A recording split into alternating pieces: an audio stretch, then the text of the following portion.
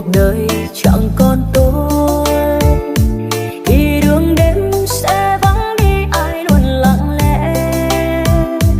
Dòng thời gian trôi vẫn cứ trôi, ta về nơi gió hoang cát bụi, và nhiều năm không ai nhắc tên ta nữa rồi. Phải trải qua bao mưa giông bão tố mới hiểu ra ai yêu thương thật lòng, hận hay yêu cũng giống như giấc mơ.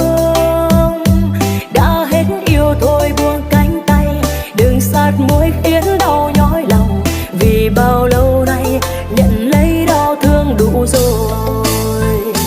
Ngày xưa ta sợ yêu nhau vội vàng, giờ trách than